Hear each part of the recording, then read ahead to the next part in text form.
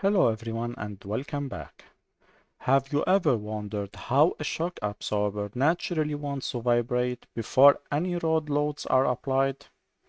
In this video, we are going to reveal the first 6 vibration modes of a shock absorber using finite element analysis using ANSYS.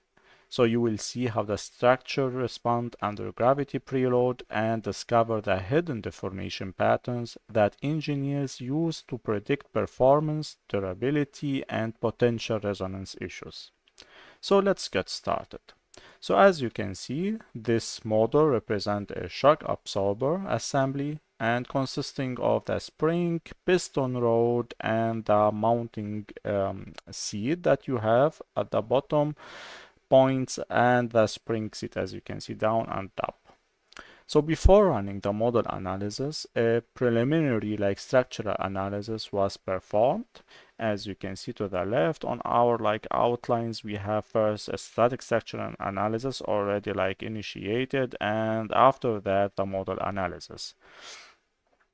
So the objective was to include the effect of the assembly's own weight by applying earth gravity while keeping both mounting point fixed, which they are these location and the upper region.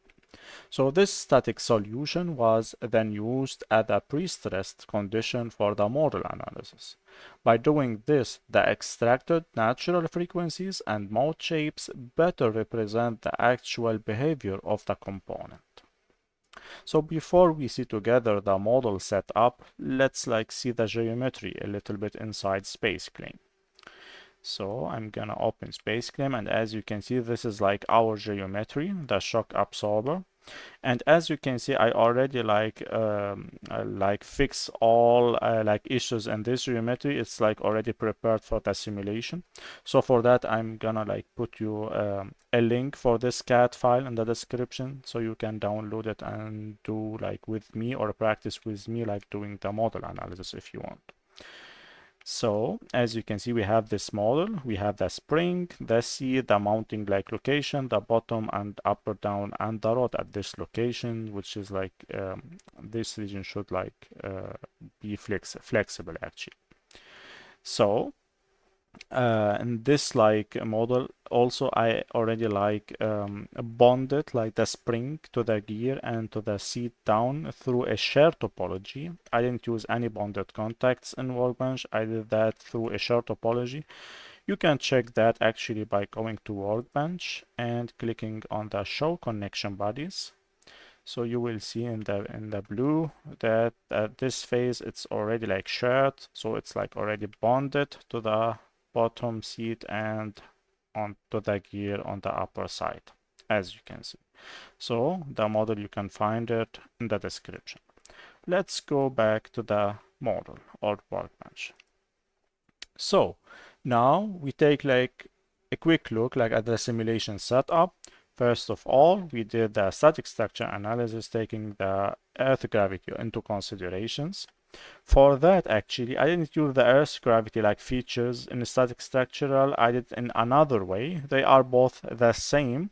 So you can use earth gravity, or you can use acceleration. And in this acceleration, you can put the 1g, which is 9,810 millimeter per second, square, but it should be to the upper direction. So this is could be sometimes tricky, acceleration. If the direction is upward, that's mean it's the same when the earth gravity is downward. And if you want it vice versa, so you have to move it. If my direction here down, that's mean the earth gravity is to the top actually. So after defining the earth gravity, I did define the support for my assembly, which they are at the fixed points down and up. And I do this I did this actually through two cylindrical support, as you can see. And they are defined at the in blue market area, as you can see. A and B, they are through a cylindrical support fixed. So in this analysis, and after before I do the simulations, of course you have to assign the suitable material. For your assembly, in my case, I already used the structural steel. In case like you wanna like to use like another materials, you can like assign the engineering data in the workbench like schematic like another materials or custom materials if you want. If you don't know how to do this, I already like post a video about how to assign material in engineering data using ANSYS, so you can check it in case that's new for you. So after assigning the materials and defining the boundary conditions, it's remain for us like actually these two connections. And the connections I already defined two cylindrical joint, and these joint actually are defined between the road and our cylindrical like gray part. And the second one, it's between the gear and the bigger like cylindrical form, as you can see. So it can like move freely like in the y directions, and because it's cylindrical, so it's free also to rotate like around the z axis. So these are all the boundary conditions that you have to take into considerations to initiate first the static structural analysis. So let's take a look together like quick like into the results. So as you can see, this is an exaggerated like the deformations, as you can see. So it's very like a small deformation to expect clearly. As you can see, the values are very too small. We have like 0.008 millimeters, like it go downward. And we have a stress of 1.1 megapascal. You can see it clear at these locations. And you can also check the shear stress. We have like around 0.6 megapascal. So this is not our goal in this like video. We are like we want like to check the first like 6 mode shapes through the model analysis for this assembly, but before that we must like to do this static structural analysis without like any external load. So after like defining or initiating this like small simulations before the structural analysis, what you have to do is to initiate the model analysis. Before we talked about the settings here, let's go back to the workbench schematic. And for those who don't know like how to like add the model analysis, like from the toolbox, after you already did the static structure analysis, from the toolbox you go to the model analysis and take it and put it like right on the solution. And that's mean like the data that you have from the material, geometry, and model setup, they will be taken like same as before, like automatically, and the solution will be put it on the setup for the model analysis automatically.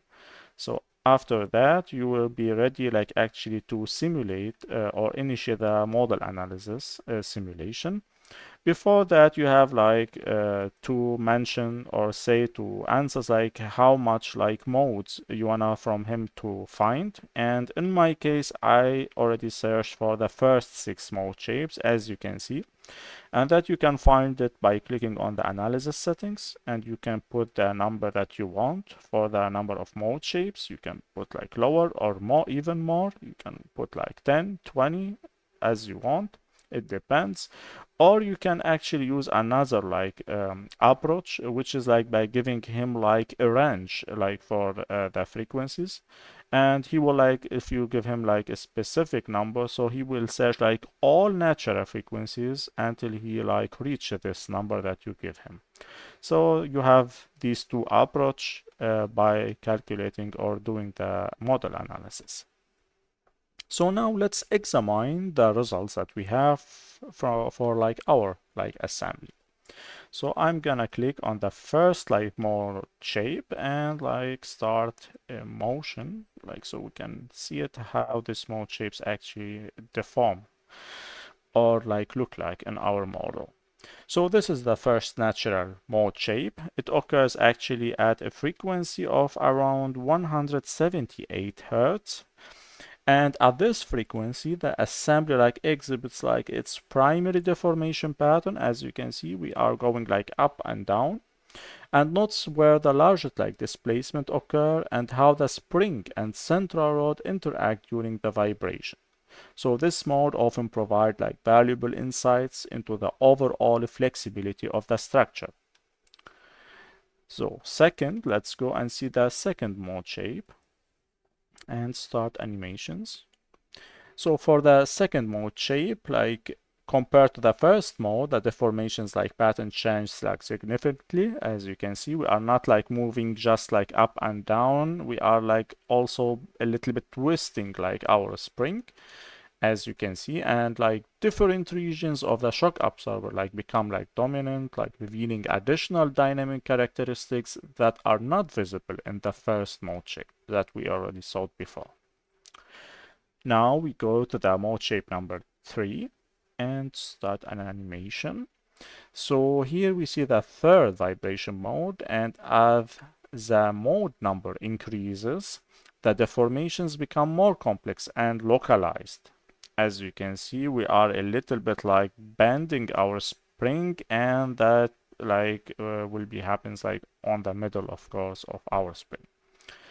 So engineers like closely monitor like these higher order modes because like they can contribute to unexpected resonance behavior under like certain operating conditions. In this mode shapes, it will be happen at a frequency of around 448 Hz. Now let's go to the mode shape number 4. So I will initiate another like animation. And as you can see in this mode shape, we notice like how the energy distribution actually shifts throughout the assembly. So we are seeing the effect in magnitude like higher than before. So the interaction between the spring and the supporting structure becomes increasingly like important at these higher frequencies. And this actually happens at a frequency of around 459 Hz. Now let's see together the mode shape number 5. And the fifth mode introduced like even more complex dynamic behavior. As you can see, we are going up, down, and a little bit actually bending. So higher order bending and twisting also like effects may begin like to appear depending on the geometry and boundary conditions, of course. So understanding this mode is essential when designing components for durability and vibration resistance. However, this like fifth mode shapes, it occurs at so high like frequency, which is like around 591 Hz. Now let's finally see together the mode shape number 6.